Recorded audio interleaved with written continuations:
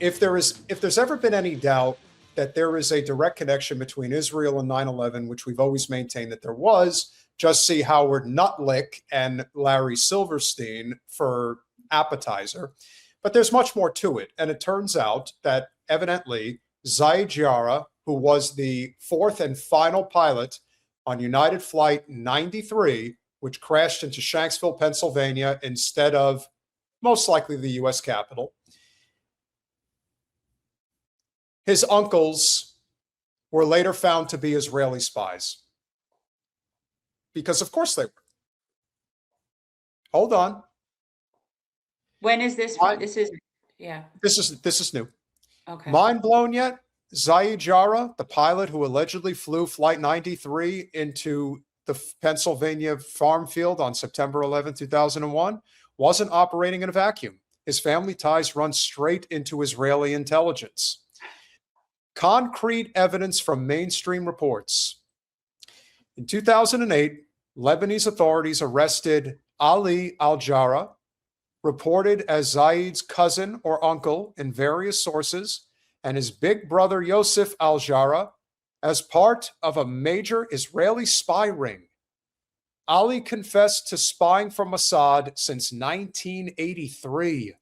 That's 25 years. He provided intel, photos, and surveillance on Hezbollah, Palestinian groups, and Lebanese political figures. Confirmed by the New York Times, February 8th, 2009. Ali al-Jarrah confessed to a career of espionage for Israel, spectacular in its scope and length.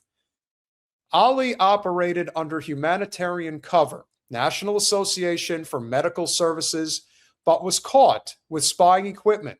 He even traveled to Israel via Europe for debriefings and held an Israeli passport.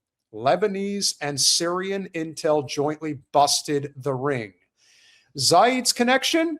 Multiple reports, including the Daily Star, Lebanon, and Crescent International, explicitly link Ali Yosef as uncles or close relatives of Zaid Jarrah, the 9/11 hijacker of Flight 93. Coincidence or deeper connections? Not likely. One side radicalized into al-Qaeda's deadliest attack, with close family members for intel to Israel's Mossad for decades. The same family producing both terrorists and spies, watching the other side. This isn't fringe theory.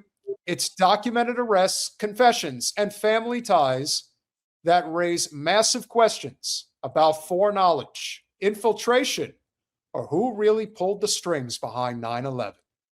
The official narrative never addressed the explosive link.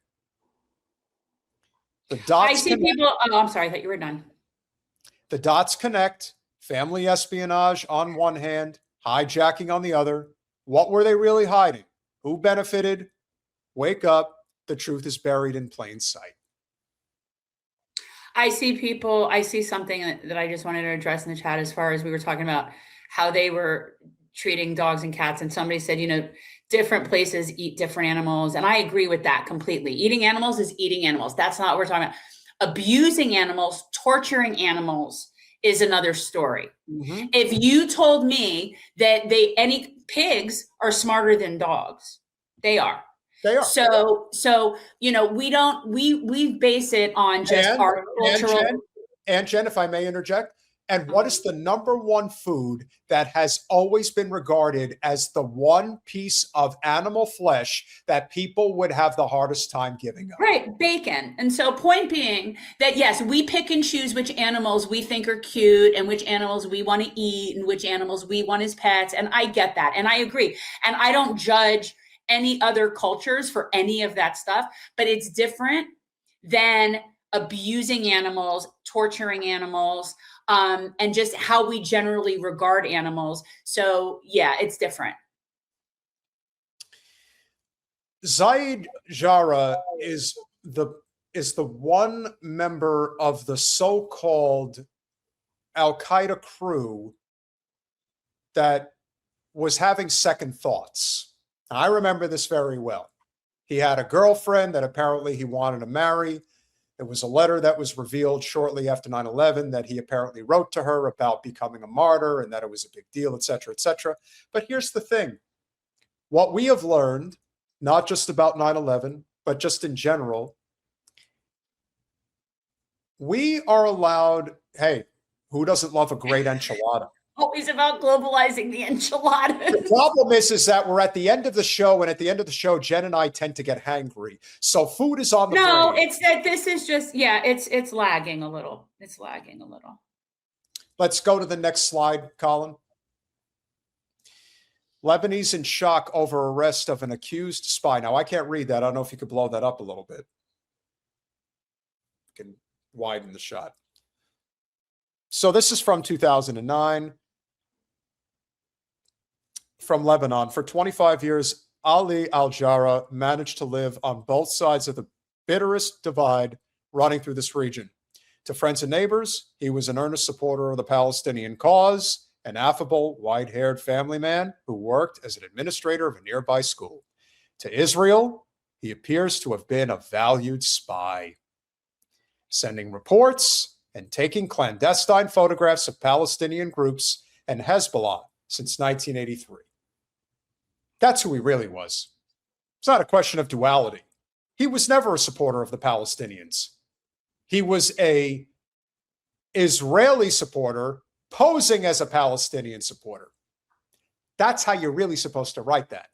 But again, it's from 17 years ago, so you can understand why the language was what it was. Can you bring this to like the what's the new thing today? Like connect the dots, like what we're looking at here. Well, the whole connecting of the dots is the great noticing about the fact that 9/11 is a story that we have been told forever and a day was what the official narrative was. That there were no calls to West Point to intercept the two planes heading for Lower Manhattan when they knew about it, 30, 40 minutes before it had. Remember, they knew that Flight 11, I believe it was United Flight 11 that crashed into the North Tower. They knew that that flight was hijacked a considerable amount of time prior to when it made it into Lower Manhattan's airspace.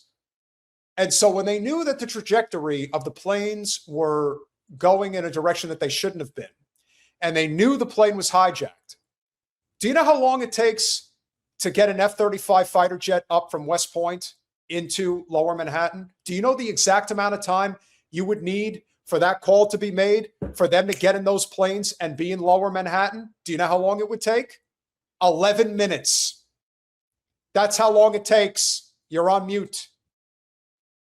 Is that any different, though, than how long it took Israel to scramble on October 7th?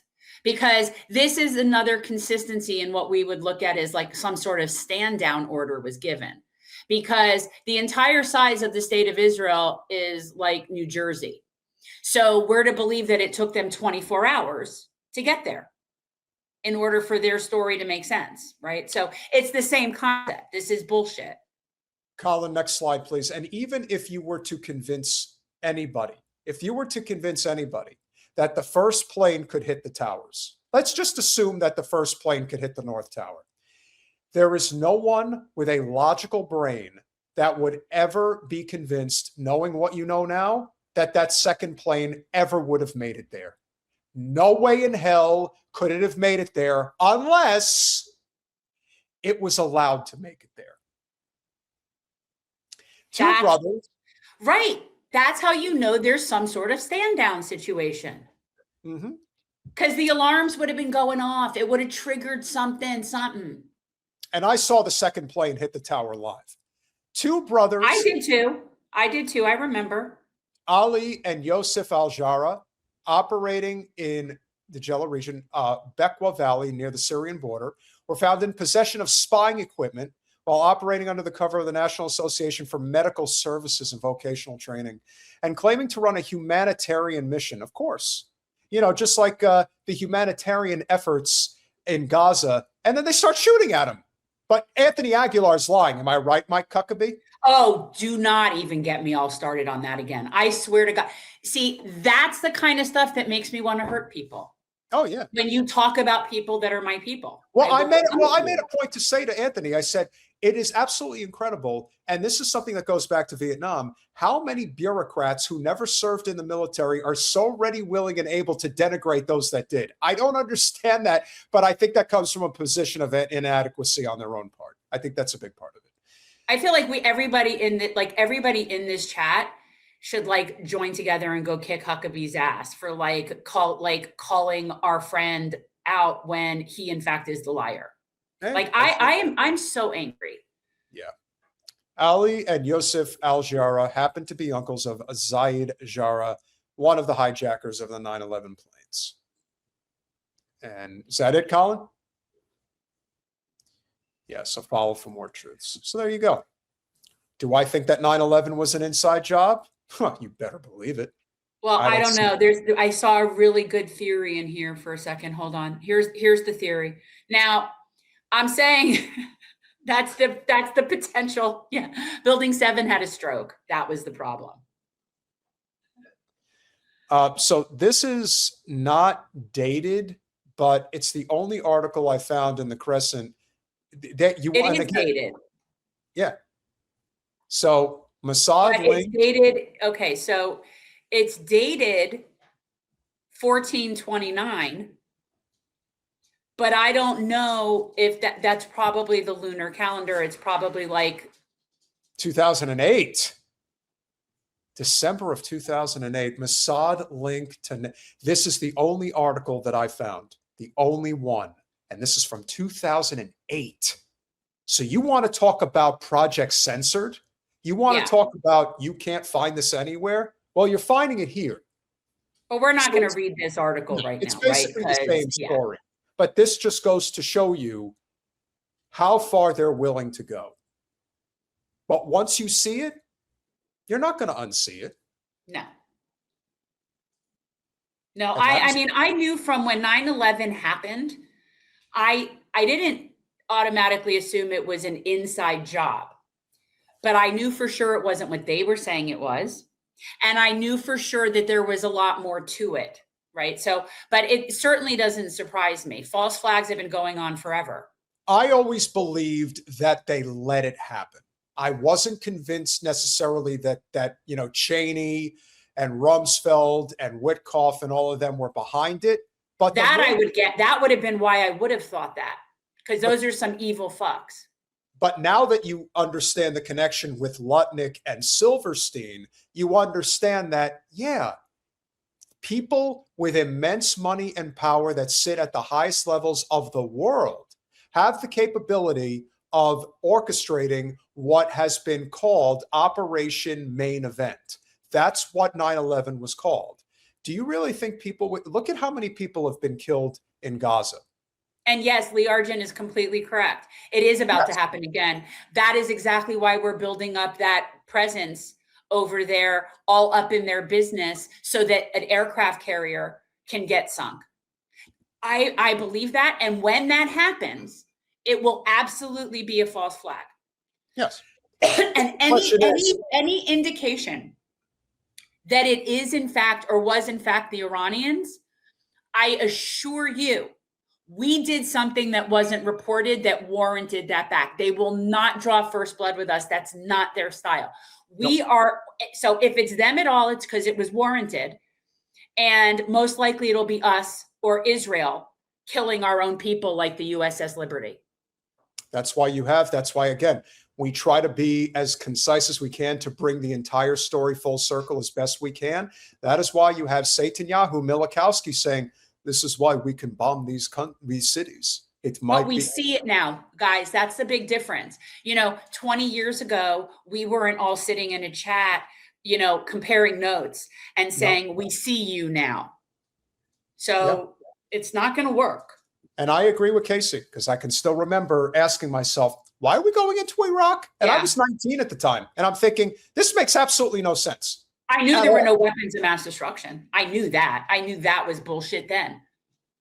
Totally. So the noticing has come full circle. Yeah, well, No that's the key thing that's going war. to help. No war in Iran, period. We are not having that. No one's see, I do believe that they'll try it again, and there is going to be a significant amount of our people that are going to get dead. Whether it's from aircraft carriers, other vessels, whether it's from our bases that are nearby. We are absolutely picking a fight. Iran has said what they're going to do, and they're going to do that. So they're going to kill our people. That's going to happen. Yeah, but there's also when that happens, the big difference this time is it will not justify or manufacture consent for going to war. You will not get that enthusiasm. You will not get people running and joining the military to go fight over like they did right after 9/11. You will not get that reaction again. So that's where we're at. So I do think they're going to try it again, but it won't work because they're hoping they could drum up enough support that they don't have to have a draft. See, that's what they have to do. If they take out an aircraft carrier and make Iran look like the evil terrorist regime that killed 5,000 of our guys, they think that's going to make us all be like justified. Okay, well, then let's just go bomb the shit out of Iran. But it's not going to work this time, even when they do that.